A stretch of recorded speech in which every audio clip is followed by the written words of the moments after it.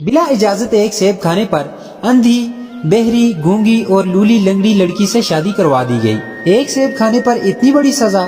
सुनिए एक अजीबो गरीब मगर ईमान अफरोज वाकया। बिस्मिल्लाहिर्रहमानिर्रहीम। राहिज़ रिज़्क़ के मुअज़्ज़ज़ नाज़रीन, मैं हूँ सैयद आसिफ काज़मी। आप तमाम ही देखने और सुनने वालों को अस्सलामु अलैकुम। दुआ गो हूँ कि रब्बे कायनात आप तमामी अहबाब को शादो आबाद रखे।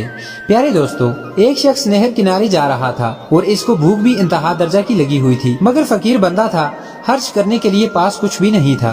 नहर में देखा तो एक सेब बहता हुआ जा रहा था। उन्होंने नहर से सेब निकाला और खा लिया, क्योंकि भूखे बंदे की समझ भी काम नहीं करती। इसीलिए पंजाबी में कहते हैं ना कि पेट न पइयां रोटियां ते सब गल्लां खोटियां। उस शख्स को सेब खाने के बाद ख्याल आया कि ये सेब तो मेरा नहीं था, ये तो किसी और का था। मैंने बगैर इजाजत खा लिया है।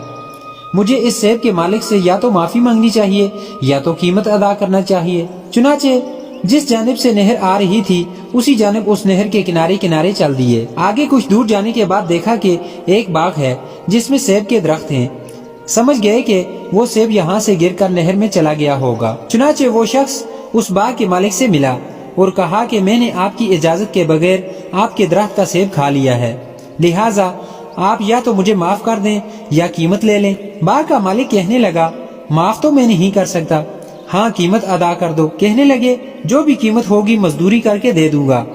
इस पर बाग का मालिक कहने लगा कि तुमने दो काम करने होंगे, तब जाकर उस सेब की कीमत अदा होगी और मैं तुम्हें माफ करूंगा। तो वो शख्स कहने लगा, आप जो कहेंगे मैं करने को तैयार हूँ, आप बताएं मुझे क्या करना होगा।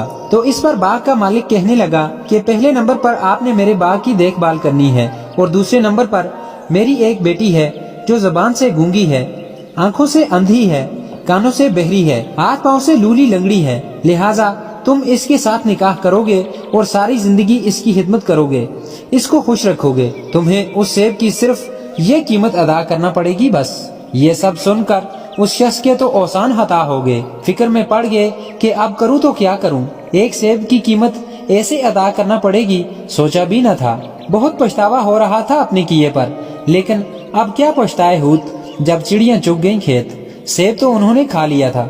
अब बहुत परेशान थे, मगर दिल ने कहा कि देखो ये मुजाहिदा बर्दाश्त करना आसान है, लेकिन कयामत के दिन अल्लाह रब्बुल इज्जत के सामने मुल्जिम बनकर खड़ा होना ज्यादा मुश्किल काम है। आखिरकार तैयार हो गए और निकाह हो गया।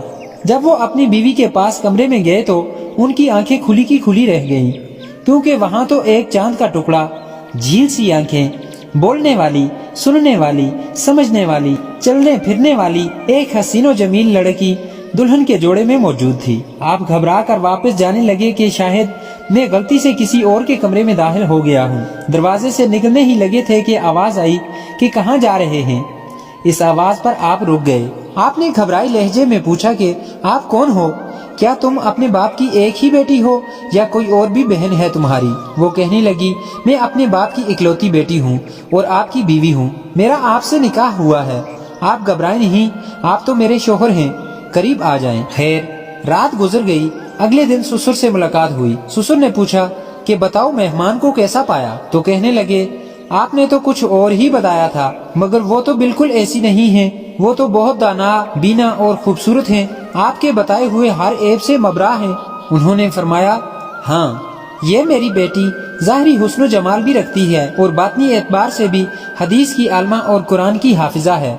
ससुर की ये बात सुनकर आपने सवाल किया कि हजरत, जब आपकी बेटी बेऐब थी और कोई भी किसी किस्म की ज़ाहिरी और बातनी माजूरी नहीं थी, तो मुझे इसके बारे में ऐसा क्यों कर बताया था आपने? तो इस पर ससुर कहने लगे, देखो बेटा, मैंने अपनी बेटी को अंधी इसलिए कहा था कि उसने अपनी आंखों से आज तक कभी किसी गैर महरम को नहीं देखा। गूंगी इसलिए कहा कि उसने कभी किसी नामहरम से कलाम नहीं किया।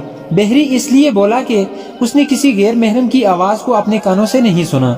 जबकि लूली लंगड़ी इसलिए कहा क्योंकि उसने कभी भी अपने घर की दहलीज को पार नहीं किया, घर से बाहर कभी भी कदम नहीं रखा, इसलिए मैंने ये सब कह दिया था। और मजीद कहने लगे कि बेटा, मेरा ये सब कहने में तुम्हारा भी इम्तिहान छुपा हुआ था और मैं चाहता था कि अपनी बेटी के लिए कोई ऐसा खामन ढूंढूं जिसके दिल में अल्लाह का खौफ हो, क्योंकि जिसके दिल में खौफ खुदाबंदी ना हो वो बीवी के हुकूक सही से अदा नहीं कर सकता।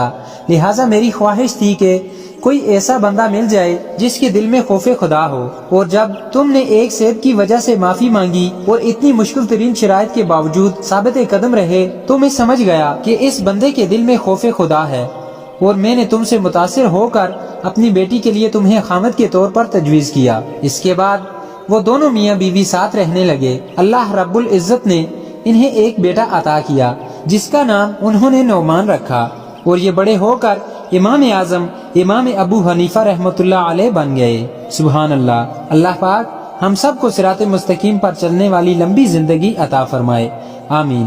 پیارے دوستو، یہ تھی آج کی کہانی۔ ویڈیو پسند آنے کی صورت میں ہمارے چینل کو سبسکرائب کرتے ہوئے ویڈیو کو لائک اور شیئر بھی ضرور کر دیجیے گا۔ اگر سانسیں تھمی رہیں تو ملتے ہیں ایک اور نئے ویڈیو کے ساتھ، تب تک کے لیے میرا اور آپ سب کا اللہ نگہبان۔